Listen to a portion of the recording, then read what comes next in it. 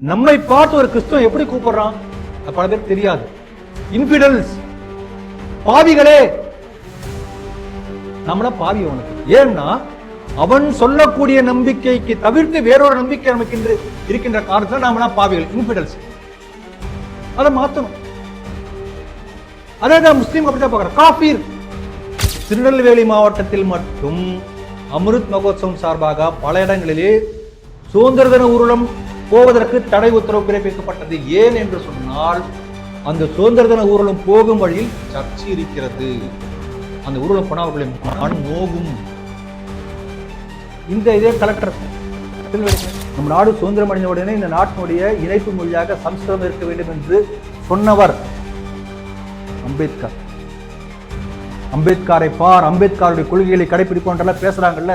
திருமாவளவன் ஆரம்பிச்சு இந்த கருணாநிதி வரைக்கும், இந்த ஸ்டாலின் வரைக்கும். இதை ஏன் கேட்கல? இதே மறைக்கிறார்கள். ஒரு சபை, ஒரு அரங்கம், விளையாட்டு மைதானம் எது வேணா இருக்கலாம்.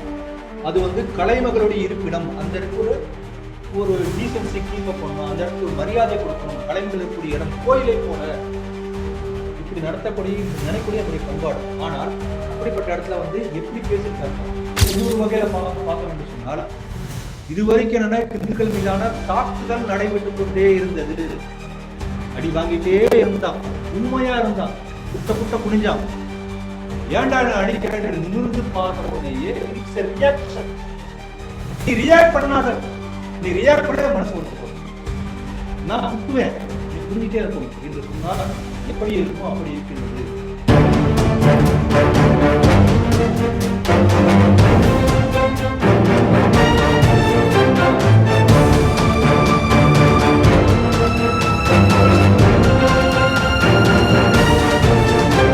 தேசபக்த ஸ்ரீ டிவி நேயர்களுக்கு வணக்கம்.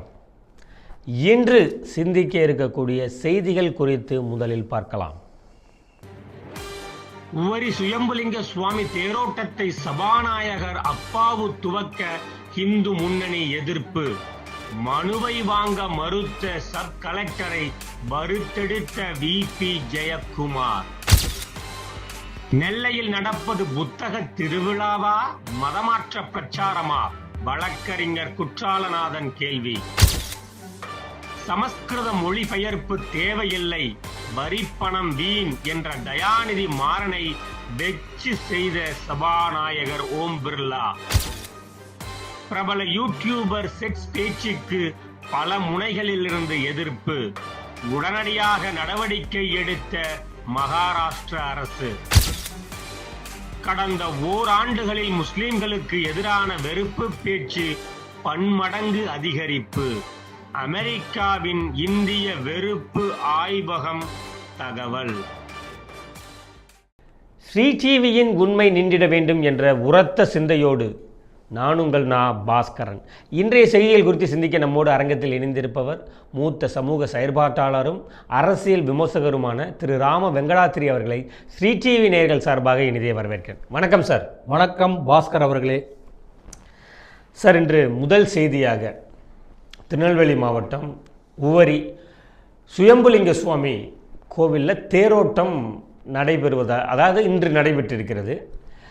இன்றைய தேதியில் தேரோட்டம் நடைபெற்றிருக்கிறது. இன்றைக்கி தேரோட்டம் நடைபெறுகிறது. இதற்கு சிறப்பு விருந்தினராக சட்டசபையின் தலைவர் சபாநாயகர் அப்பாவு அவர்களை சிறப்பு விருந்தினராக கூப்பிட்டுருந்துருக்காங்க. இதற்கு இந்து முன்னணி இயக்கங்கள் எதிர்ப்பு தெரிவிச்சிருக்காங்க. அவர் தன் மதம்தான் பெரிய மதம் என்று சொல்லக்கூடியவர். அதனுடைய ஆதாரத்தையும் கொண்டு போயிட்டு சப் கலெக்டர்கிட்ட கொடுத்து இந்த மாதிரி இவரை நீங்கள் அலோவ் பண்ணக்கூடாது, தன்னுடைய மதம் தான் பெரிதுங்கிறாரு, அவர்களுடைய மரம் அவங்களுக்கு பெருசாக இருக்கலாம், அதனால் இந்து மத வழிபாடு சம்மந்தப்பட்டது நீங்கள் அப்பாவு அவர்கள் தேரோட்டத்தில் கலந்து கொள்ளக்கூடாதுன்னு இந்து முன்னணியின் மாநில துணைத் தலைவர் திரு விபி ஜெயக்குமார் அவர்கள் போயிட்டு sub collector Cheranmahadevi sub collector திரு ஜெயின் அப்படின்னு இருக்கார், அவர்கிட்ட போய் கொடுத்துருக்காங்க. அவர் இந்த யூஎஸ்பி இந்த டேட்டாவெலாம் என்னால் பார்க்க முடியாது அப்படின்னு சொல்லிட்டு அலட்சியப்படுத்தியிருக்காரு. விபி ஜெயக்குமார் அவர்கள் அங்கேயே வாக்குவாதத்திலையும் ஈடுபட்டிருக்காரு. இன்று தேரோட்டம் நடைபெற்று முடிந்திருக்கிறது. சபாநாயகர் அப்பாவு அவர்களும் அதில் கலந்துக்கிட்டதாக தகவல் வருது. இந்த செய்தி எப்படி பார்க்குறீங்க? இந்த செய்தியை பொறுத்த வரைக்கும் நாம் 2-3 விஷயங்களை இந்த கோணத்தில் பார்க்கணும்னு நினைக்கிறேன். ஒன்று, ஒரு சராசரி கிறிஸ்துவனுடைய மனநிலை எப்படி இருக்கிறது, ஒரு சராசரி ஹிந்து எப்படி எல்லாத்தையும் பார்க்கணும், அதை நம்ம தெரிஞ்சுக்கணும். நம்ம திரும்ப திரும்ப சொல்லிக்கொண்டே இருக்கிறோம். நம்மை பொறுத்தவரை இப்போ நீங்கள் வந்து ஒரு இடத்துல போய் ஒரு கிறிஸ்துவ மத பிரச்சார கூட்டத்தில் நீங்கள் போய் கலந்து கொண்டு, நீங்களோ நானோ யாரோ ஒருத்தர் கலந்து கொண்டு பேசணும், என்ன பேசுவோம்? ஒரு புத்தனை போல இயேசு ஒருத்தர் சராசரியாக பேசுவோம். நமக்கு 63 நாயன்மார்கள் இருக்காங்க, தேவாரம் தந்த 4 இருக்கிறார்கள், திருஞான சம்பந்தர், அப்பர், திருநாவுக்கரசர், ராமலிங்க அடிகளார், இப்படி இவர்களுடைய வரிசையில அந்த ஜீசஸ் கிரைஸ்டை வைத்து உயர்த்தி பேசிவிட்டு வருவது ஒரு ஹிந்துவுடைய சராசரி மனப்பான்மை. எல்லா ஹிந்துவும் அப்படிதான் செய்வான். ஏனென்றால் எல்லாவற்றையும் தெய்வத்தன்மையோடு பார்க்கக்கூடிய ஒரு ஒருங்கிணைந்த மனப்பான்மை வந்து ஹிந்துக்கள் இருக்கு. ஆனா ஒரு சராசரி கிறிஸ்துவர் எடுத்துக்கோங்க, அவன் என்ன கூப்பிடுறான்? இப்ப நீங்க ஒரு கிறிஸ்துவர் பார்த்தா கிறிஸ்துவர், அல்ல ஒரு முஸ்லீம் பார்த்தா பாய். பாய் எப்படி சொல்லுவாங்க? பாய் என்றால் சகோதரன் என்கின்ற ஹிந்தி வார்த்தை அவங்க தெரியாம சொல்லிட்டு இருக்காங்க. அப்ப சகோதரன் என்றதான் கூப்பிடுகிறோம். ஆனால் நம்மை பார்த்து ஒரு கிறிஸ்துவன் எப்படி கூப்பிடுறான்? பல பேருக்கு தெரியாது. இன்ஃபிடல்ஸ், பாவிகளே. நம்மள பாவி அவனுக்கு. ஏன்னா அவன் சொல்லக்கூடிய நம்பிக்கைக்கு தவிர்த்து வேறொரு நம்பிக்கை நமக்கு இருக்கின்ற காரணத்தில் நாம பாவிகள், இன்ஃபிடல்ஸ். அதை மாற்றணும். அதே தான் முஸ்லீம் அப்படித்தான் பார்க்குறோம், காஃபீர். அப்ப இப்படி வெறுப்பின் அடிப்படையிலே உருவான உற்பத்தியான மதங்கள், கோட்பாடுகள் தான் கிறிஸ்துவமும் முஸ்லீமும். இதை நம்ம தெளிவாக புரிஞ்சுக்கணும். முதல்ல நம்முடைய கடவுளை சைத்தான் என்று சொல்லுவோம். நீங்க வந்து ஒரு ஜீசஸ் கிரைஸ்ட் அல்லாவுக்கு உருவமே இல்லை இருக்குன்னு ஒரு தரப்பு சொல்றாங்க, அது இவங்க ஏத்துக்கிறது இல்லை. அல்லாவுக்கு வந்து அதெல்லாம் டிஸ்கிரிப்ஷன் இருக்கு, அதெல்லாம் பேச வேணாம், விட்டுருங்க. ஜீசஸ் கிரைஸ்ட அந்த மாதிரி படத்தை நம்ம அவமானப்படுத்த யாரும் நினைக்க மாட்டோம். ஆனால் நீங்க சிடிவியில பாருங்க, இதே ஒரு செய்திகள் நிகழ்ச்சி நம்ம நடத்தி அந்த செய்தி கிட்ட 60,000க்கு மேல போயிருக்கிறது. சிறு குழந்தைகளுக்கு வீடுகள்ல எப்படி வளர்க்கிறார்கள்? அது சைத்தான், அது பிள்ளையார் இல்ல, அது கிருஷ்ணன் இல்ல, தீஃபு. சிறு குழந்தைகள், கிறிஸ்துவர்கள் மட்டும் இல்ல, அந்த கான்வென்ட் பள்ளியில் படிக்கக்கூடிய ஹிந்து குழந்தைகளுக்கும் இதே போதிக்கப்படுகிறது, பிஞ்சு குழந்தைகளுக்கு. இதுதான் ஒரு கிறிஸ்துவத்துடைய அடிப்படையாக இருக்கக்கூடிய மனப்பான்மை. இது நம்ம தெளிவா தெரிஞ்சுக்கணும். இது ஒரு பக்கம்.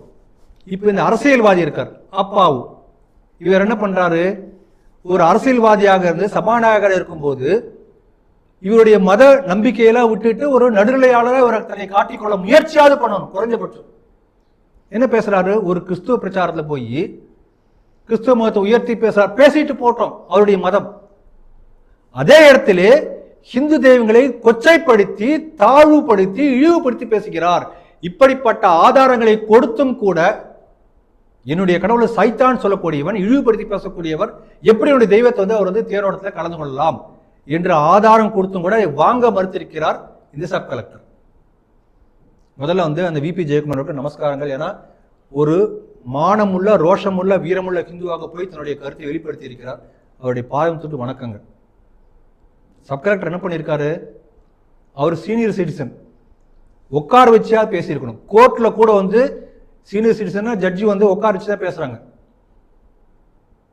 ஒரு சப் கலெக்டருக்கு அந்த நாகரிகம் கூட தெரியல. அது தவிர மிக ஒரு கொச்சையான தமிழ் வார்த்தைகள், அதான் நான் சொல்ல முடியும், அப்படிப்பட்ட வார்த்தைகள்ல இவர் பேசியிருக்கிறார். இவர் திருப்பி கேட்டிருக்கார், HRMC என்பது ஹிந்து சமய அறநிலையத்து என்பது அதுக்கு ஒரு லா இருக்கு, பைலா இருக்கின்றது. இப்போ ஒரு கம்பெனிக்கு ஒரு ரூல்ஸ் இருக்க மாதிரி ஒவ்வொரு அமைப்புக்கு ரூல்ஸ் இருக்கு. அந்த சட்டத்திட்டத்தின் படிதான் வந்து செயல்படணும். இப்போ பழனி தண்டாயுதபாணி கோயில் இருக்கிறது, பழனியிலே அந்த கோயில் கர்ப்பகிரகத்துக்குள்ள போய் அப்பாவை போய் தரிசனம் பண்ண முடியுமா? முடியாது. ஹிந்து அல்லாதவர் இந்த இடத்தை தாண்டி போக முடியாது என்பது HRMC விதிமுறை. அப்ப இந்த HRMC விதிமுறை உங்களுக்கு தெரியுமா? தெரியாது. தெரியாதுன்னு சொன்னா அதோட அவமானம் வேற எதுவும் இல்லை. தெரியாது என்று சப் கலெக்டர் சொல்லி இருக்கிறார். அப்ப HRMC விதிமுறைகளை மீறி இவரை கலந்து கொள்ள செய்ய வைத்த அந்த HRMC அதிகாரிகள் யார் இருக்கிறார்களோ அவர்கள் பணி நீக்கம் செய்யப்பட வேண்டும். இது நம்முடைய முதல் கோரிக்கை. ரெண்டாவது என்னன்னா, இப்ப இதுக்கு முன்னால பாருங்க, இந்த திமுக ஆளக்கூடிய அந்த திமுக ஆட்சியிலே ஹிந்துக்கள் தான் ஒரு கோரிக்கை கொடுத்தா வாங்குவாங்க, எந்த நடவடிக்கையும் எடுக்க மாட்டார்கள். இது அப்ப. இப்ப இன்னும் மோசமாகிக் கொண்டிருக்கிற நிலைமை. புகாரே வாங்க மாட்டேன், புகார் வாங்க மாட்டேன். அடுத்த பரிணாமத்தை நோக்கி போய்கொண்டிருக்கிறது திமுக அரசு. ஆகவே ஹிந்துக்கள் விழித்தெழ வேண்டும். இந்த அரசு ஒரு ஹிந்து விரோத அரசு. முதல் பாயிண்ட். ரெண்டாவது, அப்பாவு அவர் வந்து ஒரு தீவிர கிறிஸ்துவ மதவெறியர் என்பது எந்த விதமான சந்தேகம் இருக்க வேண்டாம். மறைமுகமாக நீங்கள் அடுத்த செய்தி கூட சொல்ல போகிறீர்கள். அப்பாவு இருக்கக்கூடிய அவருடைய ஆசீர்வாதத்தினாலே திருநெல்வேலி மாவட்டம் முழுக்க, அந்த தென் மாவட்டங்கள் முழுக்க கிறிஸ்துவ மத பிரச்சாரம் கோலோச்சி கொண்டிருக்கின்றது. இந்துக்கள் விழித்தெழ வேண்டும், இந்த ஹிந்து விரோத அரசை தட்டி கேட்க வேண்டும்.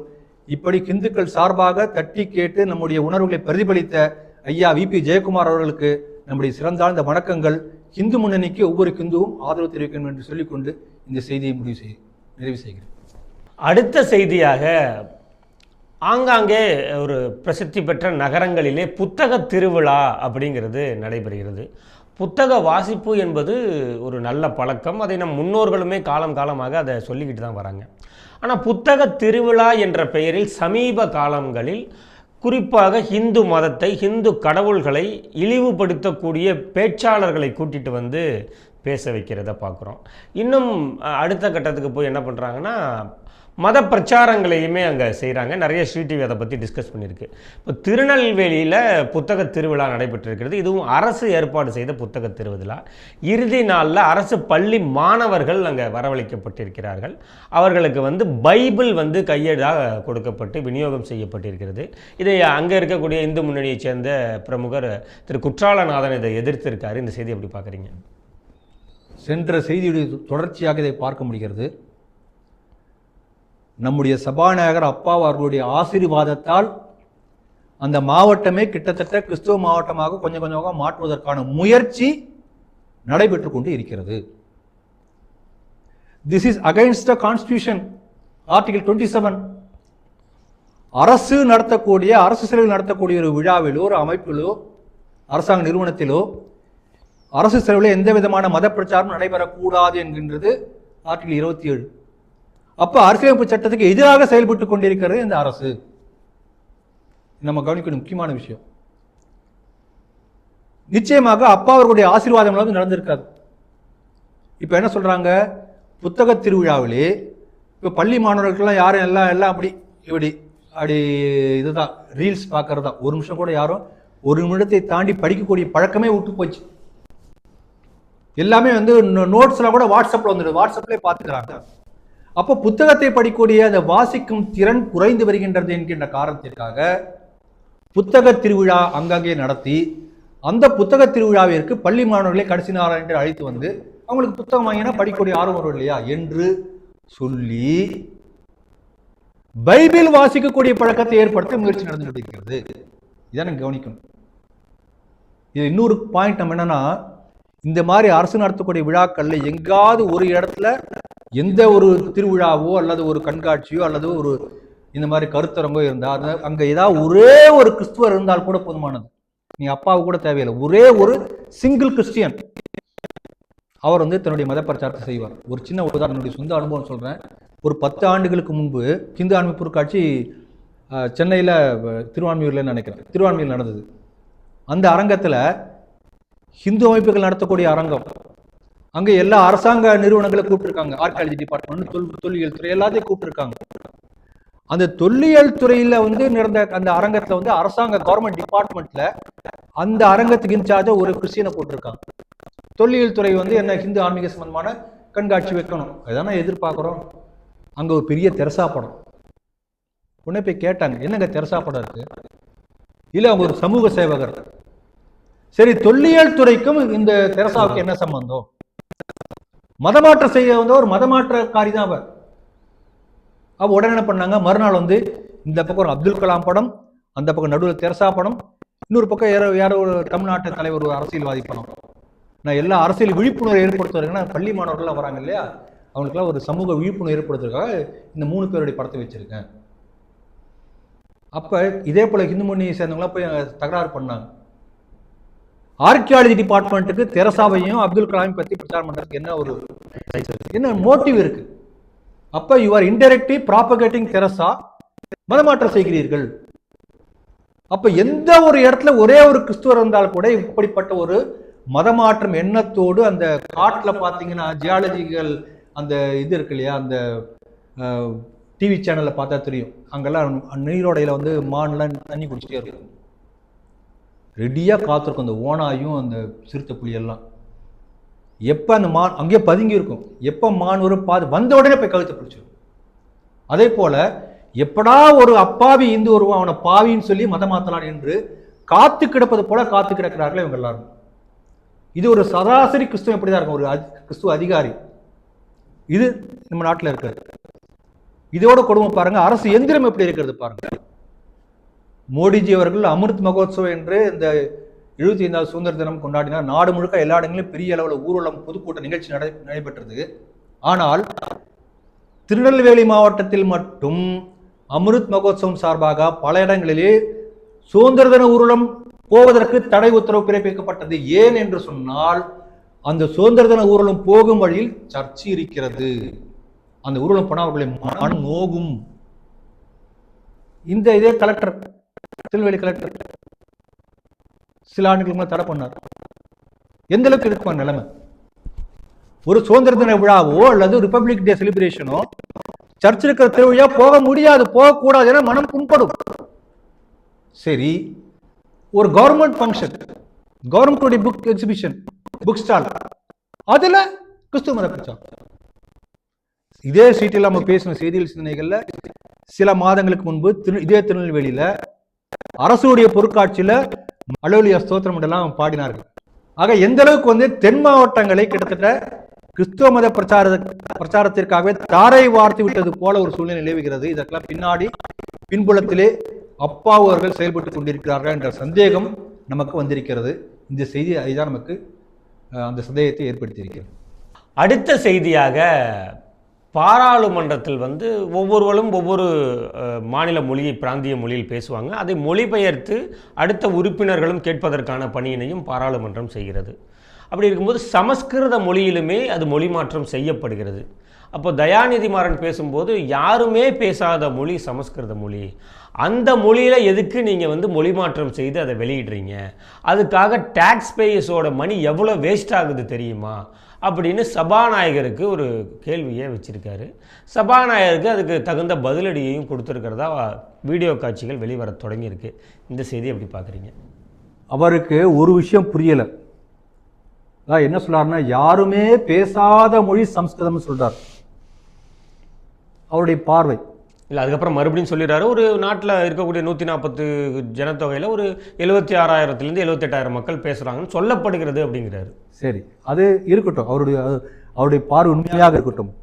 ஆனால் இந்த நாட்டிலே 140 கோடி மக்கள் இருக்கிறார்கள் என்று சொன்னால் 140 கோடி மக்களுக்கும் தெரிந்த மொழி சம்ஸ்கிருதம். இதை ஒத்துட்டே ஆகணும். ஏன்னா தயாநிதி அதுல உள்ள 2 வார்த்தைகள் சமஸ்கிருத வார்த்தை.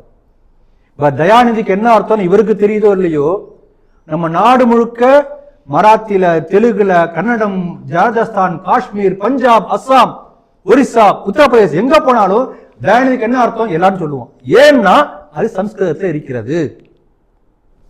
உதயநிதி அதுக்கு என்ன அர்த்தம்? உதயநிதிக்கு தெரியாட்டி கூட பரவாயில்ல, நாடு முழுக்க அத்தனை பேருக்கு தெரியும். ஏனென்றால் உதயநிதி இரண்டுமே சம்ஸ்கிருத வார்த்தைகள். கருணாநிதி சம்ஸ்கிருத வார்த்தைகள். கலாநிதி, கலாநிதி, கலா சம்ஸ்கிருதம், நிதி சம்ஸ்கிருதம். உதய சூரியன், உதயம் சம்ஸ்கிருதம், சூரியன். அதாவது இவங்க முழுக்க முழுக்க சம்ஸ்கிருதத்திலே புழங்கிக் கொண்டிருக்கிறார்கள். அதை தமிழ் என்று நினைத்துக் கொண்டிருக்கிறார்கள். தமிழோடு, தெலுங்கோடு, கன்னடத்தோடு, மலையாளத்தோடு அத்தனை மொழிகளோடும் 2 கலந்து அந்த மொழியோடு ஐக்கியமாக இருக்கக்கூடிய எல்லோருக்கும் தெரிந்த மொழி சம்ஸ்கிருதம். இது நம்ம புரிஞ்சுக்கணும். அதனால்தான், அதாவது உண்மையிலே சொன்னோம்னா, நம்ம நாடு சுதந்திரம் அடைந்த உடனே இந்த நாட்டினுடைய இணைப்பு மொழியாக சம்ஸ்கிருதம் இருக்க வேண்டும் என்று சொன்னவர் அம்பேத்கர். அம்பேத்கரை பார், அம்பேத்கருடைய கொள்கைகளை கடைபிடிப்போன்றெல்லாம் பேசுறாங்கல்ல, திருமாவளவன் ஆரம்பிச்சு இந்த கருணாநிதி வரைக்கும், இந்த ஸ்டாலின் வரைக்கும். இதையே அவங்க கேட்கல, இதையே மறைக்கிறார்கள். அப்போ உண்மையிலே தெரிந்து பேசியிருக்கிற Ambedkar. It's a unifying language. இது ஒரு பக்கம். நம்ம நாடு சுதந்திரம் அடைஞ்ச உடனே என்ன பண்ணாங்கன்னா, இப்போ நம்ம தமிழ் மீடியத்தில் நம்ம படிக்கிறோம், தெலுங்கு மீடியத்தில் அந்த மாதிரி பல இடங்களில் படிக்கிறாங்க. படிக்கும்போது இந்த சயின்ஸில் இப்போ தெர்மாமீட்டர்னு வருதுன்னு வச்சுக்கோங்க. உதாரணத்துக்கு தெர்மாமீட்டருக்கு தமிழில் ஒரு பேர் வைப்பார்கள், அதே போல் வேற இடத்துல ஒரு பேர் வைப்பார்கள், இன்னொரு இடத்துல ஒரு பேர் வைப்பார்கள். அப்போ ஹிந்தியில் ஒரு பேர், அப்படி ஒரு மாதிரி பேர் வைக்காம நாடு முழுக்க பொதுவாக ஒரே ஒரு சொல் தெர்மாமீட்டர்னா இந்தியா முழுக்க எல்லா ரீஜனல் லாங்குவேஜும் இதுதான் சொல். அப்படி வைக்க முடியுமா? வைக்க முடியுமா? வாய்ப்பு குறைவு. முடியும். 100% பாசிபிள். எப்படின்னா சம்ஸ்கிருதத்தில் வச்சு அத்தனை பேருக்கு தெரிஞ்சிடும். அப்படி ஒரு முயற்சி நடந்தது. பல ஆயிரக்கணக்கான வார்த்தைகள் அதே போல வைக்கப்பட்டன. ஆனா அது கை கூடல. உதாரணம் சொல்றேன், உஷ்ணமானி தெர்மாமீட்டர். மானினா அளத்தல், தமிழ்லயே அளத்தல், சம்ஸ்கிருதத்தில் அளத்தல், மராத்தியில அளத்தல். அப்ப எல்லா மொழிகளும் பொதுவாக உள்ள சொல்லை தன்னகத்தே கொண்டிருக்கக்கூடியது சம்ஸ்கிருதமா அல்லது எல்லா மொழிகளுக்கும் சம்ஸ்கிருதம் பொதுவான சொற்களை கொடுத்திருக்கிறது நமக்கு தெரியாது. மொழி ஆராய்ச்சிகள் கண்டுபிடிக்கணும். ஆனால் நாடு முழுக்க 2 கலந்திருக்கக்கூடிய மொழி சம்ஸ்கிருதம். இது மட்டும் உண்மை, மறுக்கவே முடியாது. ஒரு சின்ன உதாரணம் சொல்றேன். ஒரு 20 ஆண்டுகளுக்கு முன்பு நான் நேர்ல பார்த்த உதாரணம். நீங்க வேணா யார் வேணா டெஸ்ட் பண்ணி கூட பார்த்துக்கலாம். கிருஷ்ண சாஸ்திரி என்ற ஒருத்தர் பெங்களூர்ல இருக்கார். அவர் தான் சம்ஸ்கிருத பாரதி என்கின்ற அமைப்பை ஏற்படுத்தினார். அந்த அமைப்பு சார்பாக அவர் ஒரு நிகழ்ச்சி நடத்தினார். ஒரு 15 மொழி பேசக்கூடியவர்கள், அவருக்கு தமிழ் தெரியாது, ஹிந்தி, சம்ஸ்கிருதம், கன்னடம் தான் ஒரு தாய்மொழி, இது அவருக்கு தெரிந்த மொழிகள்.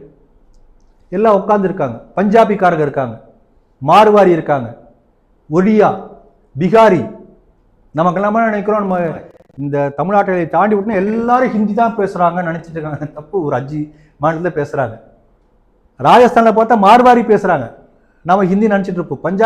பஞ்சாபி பேசுறாங்க. இப்படி ஒரு 18-20 மொழி பேசக்கூடிய ஒவ்வொரு மொழிக்காரங்களையும் வச்சிருக்காரு. எல்லாம் உட்காந்துருக்காங்க ஆடியன்ஸ். இவர் என்ன ஓப்பன் சேலஞ்ச் விடுறாங்கன்னா, நீங்க உங்க மொழியில இங்கிலீஷ் கலக்காதீங்க, ஹிந்தி கலக்காதீங்க, உங்க மொழியில ஒரு 3 நிமிஷம் நீங்க பேசுங்க. நீங்க பேசணுன்னே அதுக்கு ஈக்குவலண்ட் சம்ஸ்கிருத இது நான் பேசுறேன். சேலஞ்ச். தமிழ்லயே பேசுறாங்க. அப்ப எந்த மொழியில் யார் பேசினாலும் எந்த மொழிக்காரரும் புரிந்து கொள்ளக்கூடிய அளவுக்கு சம்ஸ்கிருதம் எல்லா மொழிகளையும் தன்னிடத்திலே வாங்கி இருக்கிறது. அதே போல மொழிகளுக்கு இந்த எல்லா மொழிகளும் கொடுத்திருக்கிறது. இதுதான் சம்ஸ்கிருதத்துடைய சிறப்பு. இந்த சம்ஸ்கிருதத்தை ஏன் இவங்க வெறுக்கிறாங்கன்னா, இது இட்ஸ் மிஷனரி அப்ஜெக்டிவ். சம்ஸ்கிருதத்தை இந்த நாட்டினுடைய இந்த நாட்டில இருந்து பிரிச்சிட்டோம்னா இந்த ரூட் கட் ஆயிடும். நாட்டில் உள்ள லட்சக்கணக்கான இலக்கியங்கள் சம்ஸ்கிருதத்தில் இருக்கு. இந்த திராவிட இந்த கலாச்சாரம் இங்க வருவதற்கு, திராவிட ஆட்சி வருவதற்கு முன்பு வரை ஒரு தமிழ் பண்டிதர், இப்ப நீங்க தமிழ் பண்டிட்னு வச்சுக்கோங்க, MA தமிழ் படிக்கணும்னா மேண்டேட்டரி என்னன்னா இங்கிலீஷ் நீங்க லிட்டரேச்சர் படிக்கணும். இது எப்போ வந்தது? இந்த திராவிட ரூலுக்கு அப்புறம் வந்தது. இதற்கு முன்பு வரை என்னன்னா, நீங்க தமிழ் பண்டிதராக வேண்டும் என்று சொன்னால் சம்ஸ்கிருதம் படிக்க வேணும், மேண்டேட்டரி. அந்த காலத்து எல்லாருமே அப்படிதான் படிச்சிருக்காங்க. கம்பன் காலத்துல ஆரம்பித்து அதுக்கு முன்பு இருந்து எல்லாருக்கும் சம்ஸ்கிருதம் தெரியும். ஆகவே இது நாம புரிஞ்சுக்கணும். இன்னொன்னு பாருங்க, இப்ப இவங்க இதுல உருதுல மொழிபெயர்க்கிறாங்க. உருது மொழிபெயர்க்கலாமா கேக்குறேன். எத்தனை கோடி மக்கள் தொகை, அது எவ்வளவு பேசுறாங்க. சம்ஸ்கிருதத்தின் மேல ஒரு வெறுப்புணர்வு. இப்ப இவர் என்ன பண்ணலாம்னா, தமிழ்ல மொழிபெயர்க்கலன்னு வச்சுக்கலாமே. அப்ப என்ன பண்ணலாம், என்னுடைய மொழியில நீங்க மொழிபெயர்க்கல, தப்பு சொல்லுங்க. இன்னொரு மொழியில ஏன் மொழிபெயர்க்கிற அப்படின்னு என்ன அர்த்தம்? உனக்கு விருப்பம் இருக்குன்னு அர்த்தம். அதுதான் ஒரு சபாநாயகர் ஓம் பிர்லா அவர்கள் அழகா சொல்லியிருக்காங்க. நீ ஏன் ஹிந்தியை வெறுக்கிற, ஏன் சம்ஸ்கிருதத்தை வெறுக்கிற? உன்னுடைய மொழியை மொழிபெயர்க்கிறாங்களா, அதுல தப்பு இருக்கு, அதை சொல்லு. இப்ப இவங்களா தமிழ் தமிழ் தமிழ் தமிழ் பேசுறாங்க. இவங்களா தமிழ் இலக்கணம் படிச்சிருக்காங்க, நமக்கு சந்தேகம் வருது. தமிழுக்கு இலக்கண நூல் வகுத்த தொல்காப்பியர் என்ன சொல்றாரு தெரியுங்களா? தமிழ் இலக்கியங்களிலே அல்லது செய்யுள்களிலே எப்படிப்பட்ட சொற்கள் இருக்கலாம், 4 வகையான சொற்கள் இருக்கலாம் என்று பகுத்து சொல்லி இருக்கிறார். என்ன? இயற்சொல், இயற்கையாக தமிழ் இருக்கக்கூடிய சொல். திசை சொல், ஒவ்வொரு கோயிலும் இப்ப திருநெல்வேலி தமிழ் இருக்கலாம், அல்லது கன்னியாகுமரி தமிழ் இருக்கலாம், மதுரை தமிழ் இருக்கலாம், கொங்கு தமிழ், இப்படி ஒவ்வொரு இடத்துலையும் திசைக்கு திசை தமிழ் மாறுபடும். அப்படிப்பட்ட மாறுபட்ட திசை சொல் இருக்கலாம். திரிச்சொல், திரிவுபட்ட சொற்கள் இருக்கலாம். 4வதாக வட சொல் இருக்கலாம். தமிழ் மொழியிலே வட சொற்கள் இருக்கலாம் என்று தொல்காப்பியர் சொல்லி இருக்கிறார். அப்ப என்ன அர்த்தம்? தமிழ் மொழியில சகஜமான இயற்கையா, எனக்கே வந்துருச்சு பாருங்க, இயற்கையாக ஊடோடு உள் பறந்து இருக்கக்கூடியது சமஸ்கிருத மொழி. அதனால அப்படி எழுதி இருக்கிறார். ஆகவே நீங்க போய் தொல்காப்பியத்தை படிச்சுட்டு வந்து பேசுங்க தயாநிதி மாறன் அவர்களே. அது தெரிஞ்சுட்டு வந்தா பேசுங்க, படிக்காட்டி கூட பரவாயில்ல. இவர்களை பொறுத்தவரை மொழி என்பது பிரிவினைவாத அரசியலுக்கான ஒரு ஆயுதம். பாரதியார் பாடுறாரு, எல்லா மொழியும் இணைத்து பாடுகிறார். இந்த நாட்டுல மொழிகள் நாட்டை மக்களை இணைத்திருக்கிறது. இப்ப நீங்க பாத்தீங்கன்னா, நீங்க இப்போ எந்த மொழியும் இப்போ நீங்க இங்கிருந்து கிளம்பி நீங்க ஒரு உதாரணம் சொல்றேன். நீங்க கிளம்பி பாத யாத்திரையா காசி போறீங்கன்னு வச்சுக்கோங்களேன். நீங்க சென்னையை தாண்டி அப்படியே கொஞ்ச தூரம் போனீங்கன்னா, திருத்தணி வந்தோடனே பாத்தீங்கன்னா, கொஞ்சம் தெலுங்கு கலந்த தமிழ் வரும். இன்னும் கொஞ்சம் தாண்டி ஆந்திராக்குள்ள போனீங்கன்னா, கொஞ்சம் தெலுங்கு அதிகம் கலந்த கொஞ்சம் பாதி தமிழுக்குடைய ஒரு வித்தியாசமான மொழி தான் அந்த மக்களுடைய மொழியா இருக்கும். இன்னும் கொஞ்சம் போனீங்கன்னா கொஞ்சம் நல்ல தெலுங்கு வரும். இன்னும் கொஞ்சம் போனீங்கன்னா அந்த தெலுங்கு அடுத்த மொழி பக்கத்துக்கு வரும்போது அந்த மொழி கொஞ்சம் கலப்படம் வரும். இப்படிதான் மக்கள் பேச்சு இருக்கிறது. ஆகவே எல்லா மொழியும் கலந்து கலந்து மக்கள் பேசியிருக்கிறார்கள். ஒரு குறிப்பிட்ட அப்படியே டிஸ்டிங்க்ட் அப்படி பண்ணி இந்த பக்கம் இந்த கோட்டை தாண்டி அந்த பக்கம் உடனே பியூர் தெலுங்குல பேசலாம் அப்படி எங்கேயுமே கிடையாது. நீங்க பாத யாத்திரையாக நாடு முழுக்க நடந்து போனீர்களேயானால் கொஞ்சம் கொஞ்சமா எல்லா மொழிகளிலும் பேசக்கூடிய வல்லமே உங்களுக்கு வந்துவிடும். ஏனென்றால் எல்லா மொழிகளும் இப்படிதான் நம்ம நாட்டோட மக்களோட அப்படியே ஜியோகிராபிக்கலி அப்படியே இன்டர்வைன்னு சொல்லுவாங்க. ஒண்ணுக்கு அப்படிதான் இருக்கும். ஆனால் அந்த மொழியை வைத்து பிரிவினைவாத அரசியல் பேசக்கூடிய திராவிடம் செய்து கொண்டிருக்கிறது. அதைத்தான் தயாநிதி மாறன் செய்திருக்கிறார். இவங்களாம் என்ன சொல்றாங்க, இப்படி சொல்றதுனால ஏதோ தமிழை பெருசா வளர்த்து கொண்டிருக்கிறார். முத்தமிழ் வித்தவர், வித்தகர் சொல்லுவாங்களா, வித்தவர், சரி, அந்த முத்தமிழ் வித்தகர் என்று சொல்லி அப்படியே கருணாநிதி கலைஞர் எல்லாம் பேசுறாங்க. இன்றைக்கு யதார்த்தமான சூழ்நிலை என்று என்ன சொன்னால், நீங்க இன்னைக்கு ஏதாவது ஒரு பள்ளிக்கூடத்துல போய் ஏதாவது ஒரு 8ஆம் கிளாஸ் படிக்கிற பையன் கவர்மெண்ட் ஸ்கூலுக்கு பிரைவேட் ஸ்கூலுக்கே கூட போவோம். ஒரு 100 வார்த்தை சொன்னோம்னா அந்த 100 வார்த்தையும் சரியாக எழுதக்கூடிய தமிழ்ல எழுதக்கூடிய மாணவர்கள் 1000 மாணவர்கள் டிக்ளேஷன் போட்டா எத்தனை பேர் எழுத வந்துறீங்க? 10 பேர் கூட தேராது. எல்லா பள்ளிக்கூடத்திலும் எழுதுதான். ஒரு காலத்துல எஸ்எஸ்எல்சில ஃபெயில் ஆகக்கூடிய மாணவர்கள் எதுலன்னு பாத்தீங்கன்னா மேத்ஸ் இங்கிலீஷ்ல ஃபெயில் ஆவாங்க. இன்றைக்கு அதிகமாக ஃபெயில் ஆகக்கூடியங்கன்னா தமிழ்ல ஃபெயில் ஆகலாம். இருக்கிறதுலே கஷ்டமான சப்ஜெக்ட் அது தமிழ். தமிழ்ல என்னன்னா வாட்ஸ்அப் மொழின்னு ஒண்ணு இருக்கு. அந்த வாட்ஸ்அப் மொழியில தான் அவங்க அடிப்பாங்க. பாதி இங்கிலீஷ், பாதி தமிழ், பாதி தங்கிலீஷ். இங்கிலீஷும் தெரியாது, தமிழும் தெரியாது, எதுவும் தெரியாது. இப்படியே ஒரு ஜெனரேஷன், ஒரு தலைமுறை போய்விட்டது என்று சொன்னால், இப்பயே நான் சில இடங்கள்ல பள்ளிக்கூடங்கள்ல போய் மாணவர்கள் மத்தியில பேசும்போது சில வார்த்தை சொன்னா தெரிய மாட்டேங்குது. அப்புறம் இங்கிலீஷ் வார்த்தை சொன்னா ஓஹோ இதை சொன்னீங்களான்னு கேட்கிறேன். ஆக தமிழ் செத்து கொண்டிருக்கின்றது. உண்மை, இதெல்லாம் பொய் இல்லை. இவங்க என்ன பண்றாங்க, சென்னை மாநகராட்சி தமிழ் வாழ்க. எங்க தமிழ் வாழ்ந்துட்டு இருக்கு? போர்டுல நியான் லேம்ப்ல வாழ்ந்து கொண்டிருக்கிறது. பேச்சு வழக்கில் அழிந்து கொண்டிருக்கிறது. எழுத தெரியல, படிக்க தெரியல. ஆகவே இப்படிப்பட்ட மொழி வெறுப்பு அரசியலை விட்டுவிட்டு உண்மையான தமிழை வளர்க்கக்கூடிய, வாழ வைக்கக்கூடிய செயலிலே தயாநிதி மாறன் இறங்க வேண்டும் என்று கேட்டுக்கொள்கிறேன். அடுத்த செய்தியாக ரன்வீர் அல்லாபாடியா அப்படிங்கக்கூடிய ஒரு பிரபல யூடியூபர், அது ஒரு காம்படிஷன் ப்ரோக்ராம் மாதிரி ஒரு யூடியூப்ல அந்த ஆர்கனைஸ் பண்ணியிருக்காங்க. அந்த நிகழ்ச்சியில இருபாலர் ஆண்கள் பெண்கள் எல்லாருமே கலந்துக்கிட்டு இருந்திருக்காங்க. அதில் அவர் கேட்ட கேள்வி மாநிலம் முழுவதும், மகாராஷ்டிரா மாநிலம் முழுவதும் மிகப்பெரிய அதிர்வலையை ஏற்படுத்தியிருக்கிறது. ஒரு ஃபீமேல் கண்டெஸ்டன்ட் கிட்ட அவர் கேட்குற கேள்வி என்ன அப்படிங்கிறத நான் படிக்கிறேன். Would you rather watch your parents have sex every day for the rest of your life or join in once and stop it forever? அப்படின்னு ஒரு ஃபீமேல் கண்டெஸ்டன்ட் கிட்ட இந்த யூடியூபர் கேள்வியா வைக்கிறாரு. அது மகாராஷ்டிரா அரசு அங்கிருந்து இருவர் ரெண்டு பேர் ஒரு வழக்கே தொடுத்திருக்காங்க. இது ஒரு மிகச்சிறிய கலாச்சார சீரழிவுக்கு இது ஒரு இடம் கொடுக்குன்னு சொல்லிட்டு ட்விட்டரில் தன்னுடைய நான் அப்படி பேசியிருக்க கூடாது, என்னை மன்னிச்சிருங்க அப்படின்னு சொல்லிட்டு அவர் தன்னுடைய மன்னிப்பையுமே அப்பாலஜியுமே அவர் போஸ்ட் பண்ணியிருக்காரு. ஆனாலும் இந்த செய்தியை நீங்கள் எப்படி பார்க்குறீங்க? அதாவது நம்முடைய நாட்டினுடைய பண்பாட்டை சிதைப்பதற்காக பல்வேறு உருவங்கள்ல பல பேர் வந்திருக்காங்க. அதுல பெரிய ஆபத்தான விஷயம்னா அந்த கலாச்சாரத்தை சீர்குலைப்பதற்காக ஒரு டிவி பெட்டி நம்ம வீட்டில் இருக்கு. அந்த டிவியை இப்போ மொபைலுக்கே வந்தாச்சு, அதே டிவி ஷோரூம் பார்க்கும். அப்ப நம்முடைய உள்ளங்கையிலே நம்முடைய பண்பாட்டை சீரழிப்பதற்கான ஆயுதம் வந்திருக்கிறது. அவன் என்ன வரான், இந்த மாதிரி பண்பாட்டை சீரழிக்க எப்படி வரான்? நான் ஒரு லிபரல், லெப்டிஸ்ட் லிபரல் சொல்லுவாங்க. கருத்து சுதந்திர கண்மணி, பேச்சு சுதந்திர போராளி, இப்படிதான் சொல்லிட்டு வருவான். அப்ப இவங்க நோக்கம் என்ன? இந்த நாட்டுடைய கலாச்சாரத்தை சிதைத்தால் இந்த நாட்டுடைய ஆணி வேரை அசைத்து பார்த்த மாதிரி அர்த்தம்.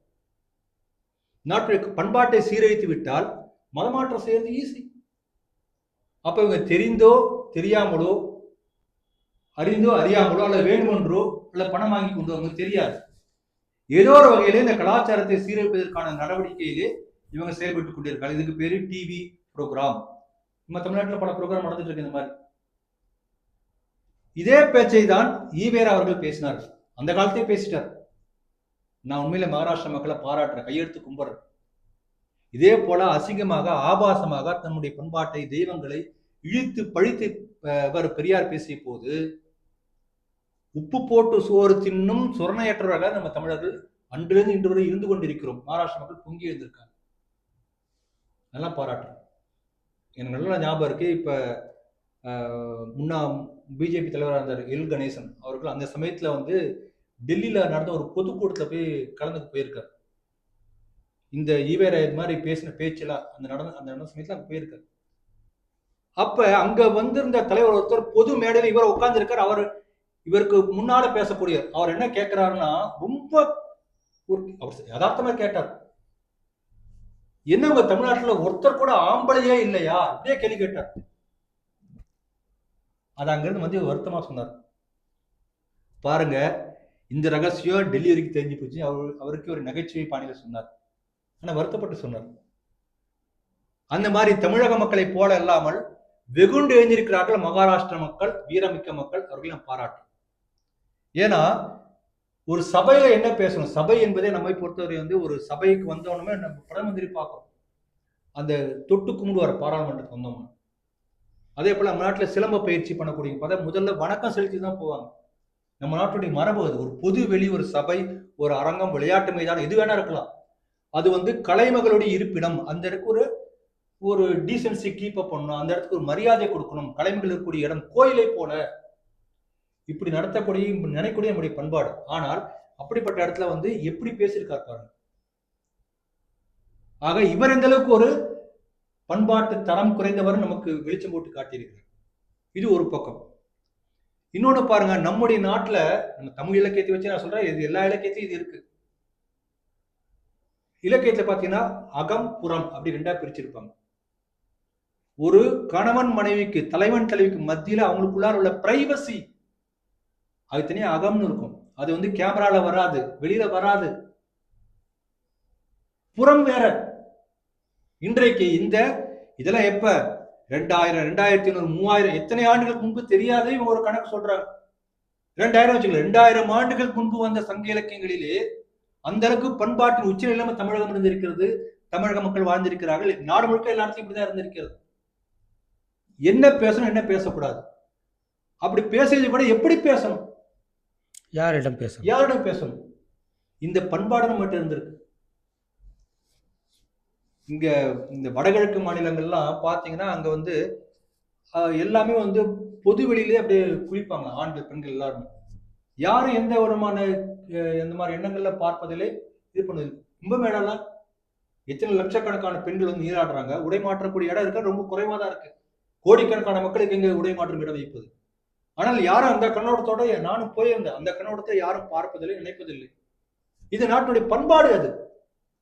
ஆக இப்படிப்பட்ட உயர்ந்த பண்பாட்டை சீர்குலைப்பதற்காக நிறைய நிகழ்ச்சிகள் நான் டிவி ப்ரோக்ராம்லாம் பாக்குறதானா அப்பப்ப எப்பயாவது அந்த நியூஸ் பாக்குறதுக்காக வரும்போது நடுவுல 2-3 நிமிஷம் வரும் இல்லையா, பிக் பாஸ், நீயா நானா, இங்க ஒரு நிகழ்ச்சி நடத்துறாங்க ஹஸ்பண்ட் ஒய்ஃப் வச்சுக்கிட்டு.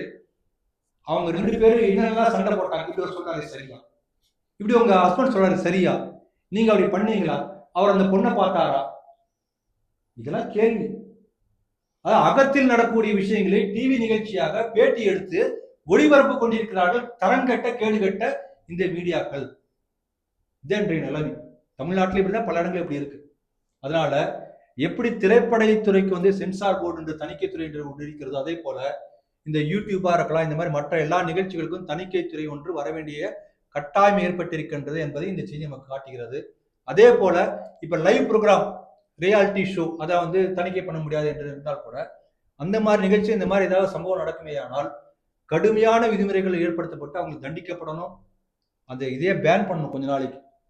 இப்படிலாம் மத்திய அரசு கடுமையான விதிமுறைகள், தணிக்கை முறைகள் கொண்டு வந்தால்தான் நம்முடைய கலாச்சாரத்தை சீர்குலைக்கக்கூடிய இது போன்ற நடவடிக்கைகள் வருங்காலத்தில் நடைபெறாமல் இருக்கும் என்பது என்னுடைய கருத்து. இன்றைய நிறைவு செய்தியாக அமெரிக்காவில் செயல்படக்கூடிய ஒரு நிறுவனம், IHL இந்தியா ஹேட் லேப் அப்படிங்கக்கூடிய ஒரு நிறுவனம் ஒரு ஆய்வறிக்கையை சமர்ப்பிச்சிருக்காங்க. அதில் வந்து இஸ்லாமியர்களுக்கு எதிரான அந்த வன்முறை தாக்குதல் பேச்சுக்கள் அதெல்லாம் இந்தியாவில் அதிகமாகி இருக்கிறது அப்படின்னு ஒரு ரிப்போர்ட் வந்து வெளியில் வந்திருக்கு. இப்போ இன்னும் 2 நாளைக்கு அதுதான் பேசு பொருளாகவே இருக்கும். இதை வச்சு தான் மீடியாக்கள்லாம் டிஸ்கஷன் டிபேட் வந்து ஹாட் டாபிக்ஸ்ன்னு இதுவாக தான் இருக்கும். மோடி ஆட்சி வந்ததுக்கு பிறகு இது தொடர்ந்து இப்படி தான் இருக்குது அப்படிங்கிற கம்பேரிசன் டேட்டாவெல்லாம் வச்சு வாதாட போவதாக தெரிகிறது. இந்த செய்தி நீங்கள் எப்படி பேசுகிறீங்க பார்க்குறீங்க சார்? அதில் சொல்லும்போது அந்த செய்தி நான் படித்தேன். அதில் என்னன்னா முதல்ல இது மோடி அவர்கள் தேர்தல் பிரச்சாரத்துலேருந்து ஆரம்பிக்கிறாங்க. அதாவது இந்த இந்த நடந்து முடிந்த பாராளுமன்ற தேர்தலுக்கு அவர் பேசும்போது என்ன சொன்னார்னா, நீங்கள் காங்கிரசுக்கு ஓட்டு போட்டால் உங்களுடைய சொத்துக்களை முஸ்லிம்களுக்கு தாரை வார்த்து கொடுத்து விடும் காங்கிரஸ் கட்சி அப்படின்னு மோடி பேசியது முஸ்லிம்கள் மனதில் அச்ச உணர்வை ஏற்படுத்தி இருக்கிறது. அதை யார் பேசுறது? முதல்ல சாம் பிட்ரோடோ பேசுறார். இந்த மாதிரி அவர் பேசியிருக்கிறாரே என்று மோடி பேசினால் அது வெறுப்புணர்வு. சாம் பிட்ரோடோ சொன்னால் அது என்ன உணர்வு? நமக்கு புரியுது. அப்ப என்ன பண்ணாங்க? இப்ப இந்த ரீசெண்டா வந்து பாருங்க, அந்த வக்ஃப் போர்டு ஆக்ட். இந்த வக்ஃப் போர்டு வந்து சர்வவல்லமை படைத்த ஒரு அமைப்பு. உங்களுடைய சொத்தை வந்து வக்ஃப் போர்டு சொந்தம்னு அந்த வக்ஃப் போர்டு சொல்லியாச்சுன்னா நீங்க கோர்ட்டுக்கு போக முடியாது. வக்ஃப் போர்டு காலில் போய் ஒன்று, ஐயா ஐயா சாமி எங்க தாத்தா சொத்து கொடுத்துருங்க, அவனா பார்த்த மனசு வந்து கொடுத்தா உண்டு. அவன் கிளைம் பண்ண அவன் தான் NOC கொடுக்கணும். கோர்ட் ஒன்றும் பண்ண முடியாது என்கிற அளவுக்கு ஒரு மட்டமான சட்டத்தை போட்டு அந்த வக்ஃப் போர்டுக்கு அந்த பவர் கொடுத்து, அப்ப இதெல்லாம் வந்து வகுப்புவாதம் இல்லையா? வன்முறையை தூண்டுவது இல்லையா? இந்துக்குடி உரிமையை பறிப்பது இல்லையா? இப்படி கேட்டோம்னா வெறுப்புணர்வை ஏற்படுத்தக்கூடிய பேச்சு. பாருங்க, தமிழ்நாட்டில் திருப்பரங்குன்றத்திலேயே அவன் என்ன சொல்றான்? சிக்கந்தர் மலை. சிக்கந்தர் யாரு? சிக்கந்தர் பாஷாங்கிறது மதுரை சுல்தானுடைய கடைசி சுல்தான். இந்த கடைசி சுல்தானை அடிச்சு உரட்டினவர் இவர் கம்பன உடையார், ஹைகர் புக்கர் அந்த வம்சத்துல வந்து இளவரசர். அவர் தான் மீனாட்சி அம்மன் கூட 48 ஆண்டுகளுக்கு பேர் மீட்கிறார். அவருடைய தோற்று ஓடி போகிறான். அவனுடைய சமாதி கோரிப்பாளையம் தர்காவிலே அவருடைய சமாதி இருக்கின்றது என்று வரலாற்று ஆராய்ச்சி சொல்கிறது. தமிழ்நாடு அரசனுடைய சுற்றுலாத்துறையே அதான் சொல்லுது. அதனுடைய இதுலயே அதான் இருக்கு. அப்ப சிக்கந்தர் பாஷாவுடைய தர்கா எங்க இருக்கு? கோரிப்பாளையத்துல இருக்கு. மதுரை கோரிப்பாளையம் இருக்கு சிக்கந்தர் பாஷாவுடைய தர்கா. கவர்மெண்ட் சொல்லுது, கவர்மெண்ட் ரெக்கார்ட் சொல்லுது. ஆனால் இவன் எவனோ ஒருத்த வந்து அதான் சிக்கந்தர் மலைன்னு சொல்லுவானா, உடனே அங்க ஆடு கோடி வெட்டுவானா? ஏன் அப்படி பண்ற? அறுபடை வீடுகள், முதலாம் படை வீடு எங்களுடைய படை வீடு ஆயிரக்கணக்கான ஆண்டுகளாக திருமுருகாற்று படையில இருக்கு. நீ வந்து தேவையில்லாம வம்படி வேலை பண்ற என்று கேட்டால் முஸ்லிம்களுக்கு எதிரான வன்முறை பேசிச்சு. அவங்க மனசு புண்படுது, அவங்க அச்ச உணர்வு வந்துட்டாங்க. இது என்ன ஒன்றும் புரிய மாட்டேங்குது. ராசா பேசுறார், இந்துக்கள் எல்லாம் வேசி மகன்கள் பேசுவார். அப்ப அதெல்லாம் இந்த இதே அமைப்பு அப்ப என்ன பண்ணது? எங்க போச்சு? வக்ஃப் போர்டு பத்தி இந்த மாதிரி சட்டம் வந்த போது இந்த இதே அமைப்பு என்ன பண்ண? தூங்கிட்டு இருந்தது இல்ல? அந்த அமைப்பே இல்லையா? இதே நம்முடைய கேள்வி. இந்த நாட்டில் உள்ள மக்களுக்கு மத ரீதியிலே ஒதுக்கீடு வழங்கப்படும் என்று சொல்லப்படும் போது அது வந்து இந்த அமைப்பு என்ன பண்ணது? மத ரீதியான ஸ்காலர்ஷிப். அப்ப அந்த அமைப்பு US அமைப்பு என்ன பண்ணது? இன்னும் பல கேள்விக்கு கேட்கலாம். இது விடுங்க. இப்ப நீங்க எங்கேயாவது போனீங்கன்னா அங்க ரோட்ல வந்து பாவிகளே அப்படி சொல்ல பிரச்சாரம் பண்றோம். நான் இந்த பேசக்கூடிய இதே கணத்துல பல ஆயிரக்கணக்கான இடங்கள்ல பாவிகளே என்று நம்மை பார்த்து திட்டி பேசக்கூடிய பேச்சு திருமுனைகள்ல பல இடங்கள் நடந்து கொண்டேதான் இருக்கிறது. அப்ப எத்தனை லட்சக்கணக்கான முறை ஹிந்து வெறுப்புணர்வு பேச்சு நடந்து கொண்டிருக்கு. நம்ம ரெக்கார்ட் பண்ணல, அதனால நடக்கலன்னு சொல்ல முடியுமா? அதனால இப்ப பாருங்க, ஒரு அம்மா ஒரு இது பண்ணிருக்காங்க, ஹிந்து போபியா ட்ராக்கர் என்ற ஒரு வெப்சைட். Hindu phobia tracker. அதுல இப்ப இந்த மாதிரி நமக்குள்ளே பேசிட்டு இருக்கோம். இந்த இடத்துல இந்த மாதிரி திட்டினா, இந்த மாதிரி இந்துக்களை வசைப்பாடினான், உதயநிதி ஸ்டாலின் இந்த மாதிரி வந்து டெங்கு போய் ஹிந்து சனாதனத்தை ஒழிக்க வேண்டும் பேசினார் அப்படின்னா recorded. It should be recorded. அந்த மாதிரி ரெக்கார்ட் பண்ண பிரபலமானவங்க பேசினா ரெக்கார்ட் ஆகுது. பல இடங்கள்ல பல பேர் பேசுறாங்க, அதெல்லாம் ரெக்கார்ட் பண்ணோம் என்று சொல்லி அதே பல பேர் தெரியாது. இப்ப நான் சொல்றேன், அவங்க 747 நாள் ஆயிருக்கு அந்த வெப்சைட் ஆரம்பித்து. இதுவரைக்கும் 7978 பேர் பாதிக்கப்பட்டதாக அதிலே பதிவு செய்திருக்கிறார்கள். அப்போ ஒரு நாளைக்கு எத்தனை பாருங்க, ஒரு நாளைக்கு 10 எவ்ரிடே. இவங்க சொல்லக்கூடிய கணக்கை விட இந்த ஹிந்து போபியா ட்ராக்கர் உங்களுக்கு தெரியுமா? தெரியாது. எனக்கு தெரியாது. நான் இந்த நியூஸ் பத்தி பேசும்போது ராஜேஷ் ராவ் வந்து சொன்னார், இந்த மாதிரி உடனே பார்த்தேன், அதில் தான் இந்த தகவல் எடுத்தேன். எனக்கே இன்னைக்கு தான் தெரியும். அப்ப இந்த ஹிந்து மக்கள் சமுதாயத்துக்கே பல பேருக்கு தெரியாது. தெரியாமல் இருக்கும் போதே பிரபலமாகாத ஒரு வெப்சைட்லயே நூபுர் சர்மான்னு ஒருத்தர், அது வேற நூபுர் சர்மா, அவங்க தான் அதை ஆரம்பிச்சிருக்காங்க. அதுல இப்படி ஆயிரக்கணக்கான ஹிந்து போபியா, இந்துக்கள் மீதான வெறுப்புணர்வு பேச்சுக்கள், பல தாக்குதல்கள் நடந்திருக்கின்றது ரெக்கார்ட் ஆயிருக்கு. இன்னும் பரவலா எல்லா ஹிந்துக்களும் தெரிஞ்சு எத்தனை ஆயிரக்கணக்கில் வரும் பாருங்க. அதனால இதை நம்ம எப்படி பார்க்கணும்னா, இப்ப அதுல ஒரு வார்த்தை வருது, ராம ஜென்மபூமி மீட்புக்கு பிறகு எல்லா முஸ்லிம் ஆலயங்களுக்கு, மசூதிக்கெல்லாம் வந்து பாதுகாப்பற்ற ஒரு அச்சநிலையில் நிலவுகிறதா. எனக்கு தெரிந்தவரை 1947க்கு முன்பு, அல்லது அது கூட விட்டுருங்க, வெள்ளக்காரர்களுக்கு முன்பு வச்சுக்கல, வெள்ளக்கார முஸ்லீம் ஆட்சி முகலாயர் அது வரைக்கும் இருந்தது. அந்த ஆட்சி காலத்தில் முன்பு வரை இருந்த எல்லா மசூதியும் எடுத்தீங்கன்னா அது ஒரு ஹிந்து கோயிலை இடிக்கப்பட்டு தான் கட்டப்பட்டிருக்கிறது. இது வரலாற்று ஆதாரம். பல்லாவரம் போய் பாருங்க, பல்லவபுரம், அது ஒரு இப்ப தர்காவா இருக்கு. அப்ப இப்படி நாடு முழுக்க பல இடங்கள்ல சொல்ல முடியும். ஆகவே இந்துக்கள் தங்களுடைய உரிமையை மீட்க முயற்சி பண்ணா அது பேர் வந்து வெறுப்புணர்வு பேச்சு. முஸ்லிம்ல பயந்து நடுக்கத்துல இருக்காங்க. அப்ப போக வேண்டியதானே, எங்கேயாவது தைரியமா உள்ள இடங்களுக்கு எங்கேயாவது போக வேண்டியதானே. உண்மையில சொல்ல போனா இந்துக்கள் தான் பயந்திருக்கிறார்கள். இது இன்னொரு வகையில பார்த்தோம் என்று சொன்னால், இதுவரைக்கும் என்னன்னா இந்துக்கள் மீதான தாக்குதல் நடைபெற்றுக் கொண்டே இருந்தது. அடி வாங்கிட்டே இருந்தான், ஊமையா இருந்தான், குட்ட குனிஞ்சான். ஏன்டா அடிக்கிறேன் நிமிர்ந்து பார்த்த உடனேயே இட்ஸ் எ ரியாக்ஷன். நீ ரியாக்ட் பண்ணாத, நீ ரியாக்ட் பண்ணாத மனசு ஒருத்தர் நான் குட்டுவேன், நீ குனிஞ்சிட்டே இருக்கணும் என்று சொன்னால் எப்படி இருக்குமோ அப்படி இருக்கின்றது. ஆகவே இதெல்லாம் நம்ம வந்து புறந்தள்ளி விடலாம். இப்போதான் வந்து தன்னுடைய சுயத்தன்மையை உணர்ந்து கொள்ள ஆரம்பித்திருக்கிறது. இப்ப நீங்க சொன்னபடி இதை வந்து மோடி அரசு மீது ஒரு பழிச்சொல்லை போடுவதற்காக ஒரு இட்டுக்கட்டிய ஒரு நரேட்டிவா நம்ம அப்படிதான் நம்ம எடுத்துக்கொள்ள முடியும். ஆனா இதெல்லாம் வந்து இந்த சூரியனை கண்ட பனி போலாம் கடைஞ்சு போயிடும். இன்னும் கும்பமேளா பார்த்தா எல்லாம் பயந்து போயிட்டு இருக்காங்க. இன்றைக்கு பார்த்தோம் என்ன சொன்னா, உலகத்துல இதை விட பெரிய பிக்கஸ்ட் காங்கிரேஷன் எதுவுமே இல்லை. ஒரு பெரிய ஹிந்து மாஸ் கூடியிருக்கிறது. அதை பார்த்து நடுங்கி போய் அவங்க அப்படி உளறுகிறார்கள் என்று நாம் எடுத்துக்கொள்ள முடியும். ஆகவே இந்துக்கள் தன்னை உணர ஆரம்பித்திருக்கிறார்கள் என்பதற்கான அடையாளமாக இந்த செய்தியை நான் பார்க்கிறேன்.